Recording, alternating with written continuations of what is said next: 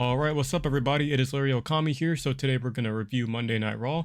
And I got my notes here, but before we get into that, there's been a lot of stuff happening with content, with reaction content, with people watching the footage of what's going on live for Monday Night Raw or Friday Night SmackDown. And they're getting striked and they're getting copyrighted striked. So, that's definitely pretty tough for people that make content on the wrestling side. Focus for me, please. But that's pretty tough for the people that make content because I know that a lot of people they watch the show and they also stream it at the same time with their webcam, and that's how they get their wrestling content. So, that's something I thought about doing, but with everything going on with the strikes and whatnot, I think it's best to just review it and then maybe have some gameplay back here, which we can get to in just a second. But yeah, I think I feel for the people that's like definitely having a lot of their content being struck down and whatnot. So I'll give you guys some Resident Evil 5 gameplay while we talk about Monday Night Raw. Give you guys something to watch, and I'll move myself over here to the side. We're not editing this video at all. Okay, so opening up Monday Night Raw, we got Roman Reigns is very upset about what happened last Monday, and he's upset that Jacob Fatu obviously attacked him and whatnot. So he gets upset, gets mad at Adam Pearce, yada yada yada. And the cool thing about this backstage segment is Seth Rollins looks at Roman Reigns, which I think might set up for SummerSlam, which is kind of crazy because I thought we would get that match this year, but then Seth got injured, so I thought that they might run it back next year. So it looks like we might be getting Roman Reigns versus Seth Rollins for the World Heavyweight title, which I'm okay with. Nothing wrong with that. I would hope it'd be Braun, but maybe they might be saving Braun for WrestleMania to get that big moment. But we'll see what they do with Braun Breaker, because we also don't know who's going to win that Backlash match between Seth and Braun. But we open up Monday Night Raw with Roman, and Seth Rollins looks at him, and then Seth Rollins goes out of the curtain, out of Gorilla and whatnot. He gets attacked by Braun Breaker. Braun Breaker spears him, beats him up, and this sets up to, like, it's just a chaotic fight before Braun even spears him. So I'm liking what they're doing. This is a very personal feud. They're doing a lot of good stuff with it. I'm so far like, dude, what they're doing with these guys is amazing. I love Braun Breaker. I love Seth Rollins. So that's that. Moving on, we got the Judgment Day.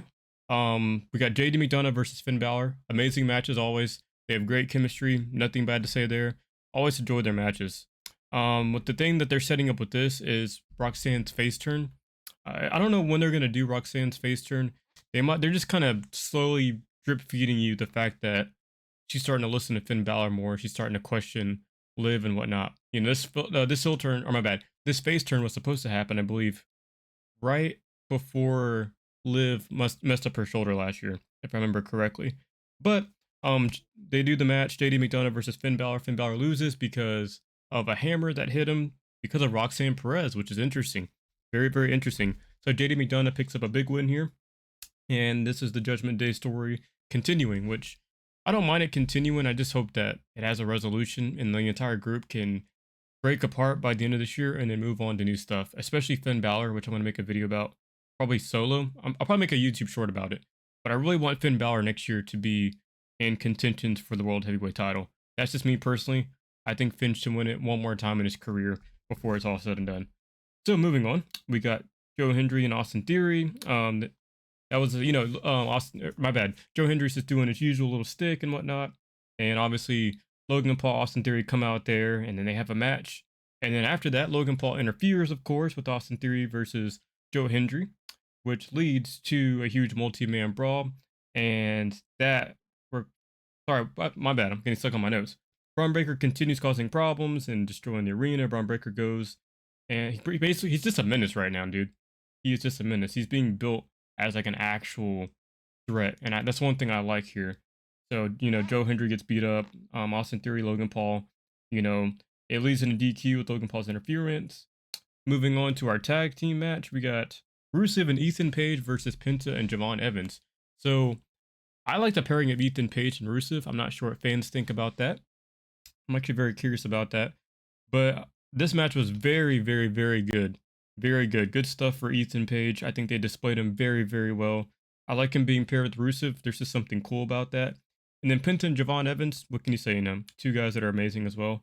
Rusev and Ethan Page pick up a win here. It was a solid match, and they kept their momentum going the entire way through.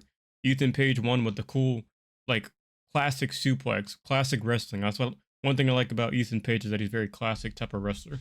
And he's a very, very good heel. So I think, honestly, My prediction is that he might become IC champion by the end of the year. So we'll definitely see about that. I thought it was going to be Rusev, but I think he got displayed so well at WrestleMania that they did such a good job of making Rusev look like a monster that I don't think he needs the IC title right now. So I think Ethan Page should go get the title, and then maybe Javon Evans takes it off of him later in 2027. Moving on, we got Obafemi versus Otis. So Otis stepped up to the challenge. Obafemi literally dominates this dude. I'm talking about like, I don't know. Otis got destroyed, bro. It's like watching like Hulk versus Hawkeye or something, bro. Like this is crazy how good Obafemi is, man. Only thing that I'm just very worried about is like I don't want them to do too many open challenges with him because he'll end up tearing through the entire roster. So I kind of want them to keep him as like a special thing, moving forward. But we'll have to see what they do with him. I'm just very curious about how they're going to go about having him on the roster and going through opponents. But I don't mind the open challenge. I just hope that they don't overuse him and that the fans don't just move on in like a year or two. Keep Oba special. He just retired Brock Lesnar. That's very great. So what can I say there? He's being looked at as a powerhouse. There's nothing wrong with that. So moving on, we got Sol Ruka signs with Raw, obviously. She does a face-to-face with Becky. Becky does her best work saying, "Who are you?" and all this stuff. And this leads to Sol Ruka hitting her Soul Snatcher, which she kind of messed up a little bit, but that's all right. It happens. As long as she's safe with that. One of my favorite finishers, by the way. Which later leads to promo and some awesome work with Asuka and Io Sky. And this is building up as time goes on to be an amazing match. I cannot wait to see what they do with Asuka and Io Sky, especially with them being at their best, in my opinion, in their careers. Just like Becky Lynch and Sol Ruka is going to be right up there with them, here in a few years. Like, Sol Ruka's got so much room to just hit that ceiling, so I'm excited for her. But yeah, Asuka and Io, definitely looking forward to that. Let me see what else I got in the notes here. After Sol Ruka and Becky Lynch, we move on to the contract signing with Roman Reigns and Jacob Fatu.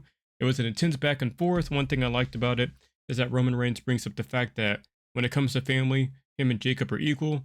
But when it comes to what they do in this ring, when it comes to this business, he's head over shoulders over Jacob Fatu. And then obviously Jacob Fatu responded like, you're not my tribal chief. Like I came here to do business. I'm coming here to prove myself. Like, sure, you've been doing this for 12 years while I was on the Indies for 12 years, but doesn't mean that I'm lesser than you. Let's see here. So Jacob Fatu snaps after a lot of Roman Reigns remarks, and he puts him through the table, which is pretty cool. And one thing I like is just the way that they do their promos and the way that they fight each other. It's just very realistic. I know how people feel about Roman Reigns storylines with his family. In my opinion, I think they're some of the funnest to work with. That's why they do it so often, because the fans love it. And with that, you're making Jacob look very strong in this feud. Roman Reigns is making Jacob Fatu look even bigger, Like Jacob Fatu starting to turn into what he was when he first joined the company. When we all wanted to be champion, like right off the bat, you know what I mean? My bad. Yeah, before he won the US title. So they're getting Jacob back to that point of momentum where, you're getting to that spot where he is starting to be looked at as like a threat, especially with the Drew McIntyre feud and with the Cody feud. They've been doing a good job keeping Jacob Fatu very strong. And of course, Roman Reigns looks strong in this feud too. There's nothing wrong to say with him. Great promo work, as always. Great mannerisms with Roman Reigns. And ultimately making his cousin look even bigger while making the title elevated as well too. I do think that Jacob Fatu at some point is going to get the World Heavyweight title. I'm not sure when, but I think that Roman Reigns, we'll see. I'll do prediction videos for Backlash, but we'll see how that match goes. But yeah, with that, this was a very solid Raw. We got some good wrestling. We got some good promos. And with that, the thing that I was most excited to see, of course, for this Raw was Seth Rollins and Braun Breaker. That was the thing I was looking forward to the most. I cannot wait for that match. That's the WrestleMania match right there. So the fact we're getting at Backlash, the fact that we're getting Roman Reigns and Jacob Fatu at Backlash, that's a WrestleMania match in of itself. Because I remember when Roman Reigns was he left or he didn't leave the company. He lost to Cody, and then Jacob Fatu became a bigger star. I was actually excited to see if they'd ever run Roman Reigns versus Jacob Fatu at WrestleMania. Excuse me. So with all these matches, I'm looking forward to it. This was a very solid Raw. And let me know what you guys think down in the comments below. What your favorite segment was. What are you guys looking forward to? What do you guys think of the talent that's on Raw right now? Are you guys excited for people like Ethan Page and Sol Ruka?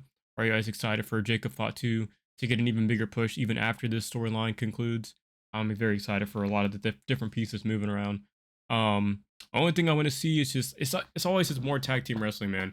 I just want to see I don't know, not mixed shift tag team champions, but I just want to see more people in the tag team division. That's just one thing that's always been a gripe for me because I grew up loving tag team wrestling. But I don't mind Logan Paul and Austin Theory right now. It is what it is until we can get some other people, have some momentum. And other than that, that's just my thoughts. This is my Monday night review for May 4th. This video is coming out a little bit later, so I'm sorry about that. But if you guys can like, comment, share, subscribe, it helps get the video out to the world and it helps me out a lot. So with that said, thank you guys very much, and I'll see you guys in the next video. And hope you guys enjoyed the gameplay.